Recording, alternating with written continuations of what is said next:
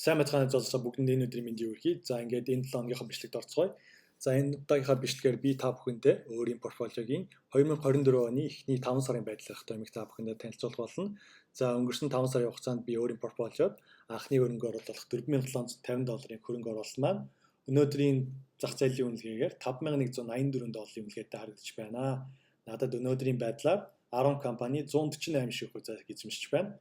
За өнгөрсөн сарын хугацаанд би өөрийн портфолиод хэдэн компанийг шинээр нэмж худалдаж авч авсан байгаа. За миний эхний портфолиодоо нэмж худалдаж авсан компани бол Bristol Myers Squibb гэдэг компани байгаа. Тус компани маань Америкийн нэгдсэн улсад biopharmaceutical эм хангамж болон түүний судалгаа шинжилгээ хийдэг томоохон компаниуд нэг байгаа. Тус компани маань төрөл бүрийн өвчин зориулсан эм хангамж зах зээлд гаргадаг бөгөөд одоо үүнд нь болон хорт хавдар, HIV, бэлгийн замын халдварт өвчин, зүрх судасны өвчин, сахарын өвчин, элэгний өвчин зэрэг зориулсан бүтээгдэхүүн үйлрэлт гардаг нь болонгод хүмүүхэн сайн танигдсан байгаа.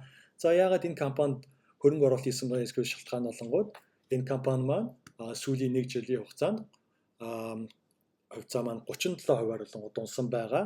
Бас компани маань сүүлийн 52 долоогийнхоо хамгийн өндөртөө $66, хамгийн багадаа $31 үнэлгээтэй байсан байгаа. За миний хувьд болонгод тус компани хувьцааг $44-аар болонгод худалдаж авсан байгаа. Үүнээс гадна энэ компани маань ногдлшгийн өгөөж нь маш өндөр 582% өгөөжтэй буюу нэг ч хугацаанд $2.4 болгон ногдлш болгон тарааж өгдөг байгаа. За миний дараагийн хөрөнгө оруулсан компани болгоод Vicky Properties байгаа. За тус компани болгоод Нью-Йорк хотоос гаралтай үйл хөдлөх хөрөнгийн хөрөнгө оруулалтын компани байгаа. Тус компани маань гейминг болон entertainment үйл хөдлөх хөрөнгүүдийг эзэмшдэг байгаа. Гейминг үйл хөдлөх хөрөнгүүдээс дурдах юм бол одоо бидний сайн мэдгээр Las Vegas хотод байх Caesars Palace, MGM Grand, Venetian, Harrah Las Vegas зэрэг одоо казинонуудыг эзэмшдэг байгаа. Хөдөлгөөн хөрөнгүүдийг эзэмшдэг. Үүнээс гадна одоо голф курсуудыг эзэмшдэг байгаа. За Vicky Properties маань болонгод тухайн казинодуудыг үйл ажиллагааг явуулдаггүй. Харин тухайн казинодуудын үйл хөдлөх хөрөнгийг урт хугацаанд түрээслэх замаар түрээслийн орлого олдог компани байгаа. За Las Vegas хотын Las Vegas Strip байрлах одоо үйл хөдлөх хөрөнгөөрөө нийт 60 мянган одоо зочд буудлын өрөө 500 гаруй одоо restaurant bar night club-уудыг болгоод түрээсэлж түрээсийн орлого болдог байгаа. 2022 оны байдлаар одоо Vicky Properties маань Las Vegas Strip-ийн хамгийн том одоо үйл хөдлөнг эзэмшигч бөгөөд нийт орлогын 45% болгоод бүрдүүлдэг гэсэн судалгаа гарсан байгаа. За тухайн ерөнхийдөө Америкийн нэгдсэн улсад болонгод сүүлийн жилүүдэд 2020 оноос хойш инфляцийн түвшин маш өндөр хувиар өссөн байгаа. Үүнээс үүдэн Америкийн нэгдсэн улсын төв банк маань өмнө байгаагүйгээр маш богино хугацаанд маш өндөр хувиар буюу сүүлийн 3 жилийн хугацаанд бодлогын хөвгөө 525% бүртлэл өсгсөн байгаа. Одоо инфляцийг бууруулах зорилгоор за энэ болонгууд үйл хөдлөлийн салбарт болонгоо маш сөргөөр нөлөөлсөн. За хэрвээ та бүхэн эндээс харах юм бол Vicky Properties маань одоо хувьцаа сүүлийн 1 жил болон 11% өссөн байгаа. За тэгээд сүүлийн 52 долоогийн хугацаар харах юм бол хамгийн өндөртөө $33-той, хамгийн багадаа $26 үнэлгээтэй байсан байгаа. За миний хувьд болонгод Vicky Properties $28 40 хэдэн центээр болонгод 9 ширхэг хувьцааг болгож эзэмшиж байгаа. За энэ компани болонгод мөн ногдлшгийн өгөөж нь маш өндөр 585% өгөөжтэй нэг ч хугацаанд $1.66 болгон ногдлш болгон тараадаг байгаа. За хэрвээ одоо үүнээс гадна одоо ирээдүйд одоо инфляцийн түвшин буураад төв банк бодлогын хөвгөө бууруулах юм бол ерөөхдөө үйл хөдлөх хөрөнгийн зах зээл болонгот сайнаа нөлөөж одоо хувьцааны үн хаш цаашид өсөх хандлагатай гэж би үзэж тус компанид хөрөнгө оруулалт хийсэн байгаа. За дараагийн миний хөрөнгө оруулсан компани болонгууд Intel Corporation байгаа. Intel компани маань дэлхийн хамгийн том процессор үйлдвэрлэдэг компани байгаа.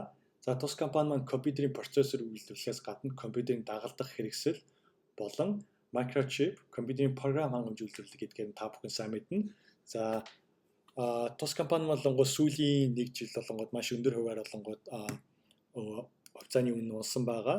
За сүүлийн 52 долооногт хамгийн багадаа $29, хамгийн өдөртөө $51 үнэлгээтэй байсан байгаа. За яагаад би энэ компанид ерөнхийдөө хөрөнгө оруулалт хийсэн бэ гэхээр одоо 21-р зуунд одоо AI буюу одоо хиймэл оюун ухааны 900 ирсэн байгаа. Одоо иймдээ гэдэгтээ болоо хэн бүхэн марахгүй байх. Тэгээд үүнээс үүдэж одоо microchip-ний одоо хэрэглээ маш өндөр, үүний эрэлт хэрэгцээ маш өндөр байгаа.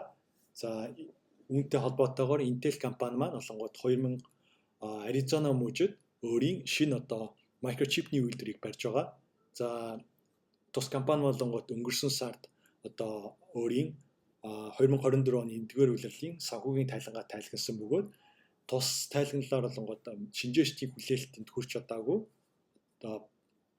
чадаагүйгээс гадна одоо тус компани 2 Аризоны Америкийн нэгдсэн улсын Аризона мужид одоо шинэ чипний үйлдвэр барьж байгаа бөгөөд энэ үйлдвэр нь 2025 оны эхэнд одоо ашиглалтанд орно гэж хүлээж ирсэн боловч энэ хойшилсантай холбоотойгоор хувьцааны үнэлгээ маш ихээр хуваар унсан байгаа. Энэ нь болонгууд миний хувьд худалдаж авах таатай нөхцөл болж хүлээж авсан. За ерөнхийдөө тус компани шинэ үйлдвэр одоо ашиглалтанд ороод одоо үйл ажиллагааанд орлого нэмэгдэх юм бол ерөнхийдөө хувьцааны үнд сайнаар нөлөөлнө гэж үзэж би энэ компанийн хувьцаанд хөрөнгө оруулалт хийсэн байгаа. За үүнээс гадна Intel компани маань ноогдолшгийн одоо өгөөж нь болгон 162 буюу нэг хугацаанд 50 центиг болгон жил болгон ноогдолш болгон тараадаг байгаа. Үүнээс гадна одоо яагаад би энэ компани одоо хувьцаа цаашид өснө гэж үзсэн бэ гэвэл Америкийн нэгдсэн улсын засгийн газраас одоо ерөнхийлөгч Biden Chips Act гэж гаргасан байгаа.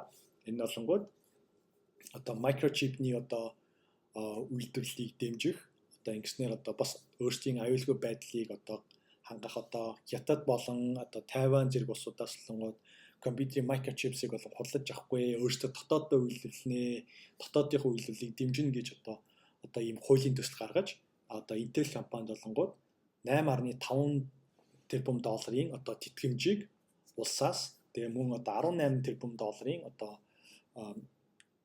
урт хугацааны зээл болгож одоо энэ хөрөнгө оруулалт хийж байгаа. Тэгээд энэ нь болонгууд ирээдүйд болонгууд тухайн компани ашиг орлогот болон сайнаар нөлөөлнө гэж би үзэж энэ компанид хөрөнгө оруулалт хийсэн байгаа. За ингээд өнөөдрийн байдлаар миний одоо портфолио маань одоо энэ 2024 онд нийт 208 долларын одоо ноогл ашигыг одоо хүлээж авахар харагдаж байна. Харин эх 12 сард би 300 долларын ноогл ашиг тусаас хүлээж авахар харагдаж байна. За ингээд энэ 7 хоногийнхоо бичлэгийг энэ хөнгөд өндөрлөе. Эх 7 хоног шинэ бичлэгээр уулзцгаая.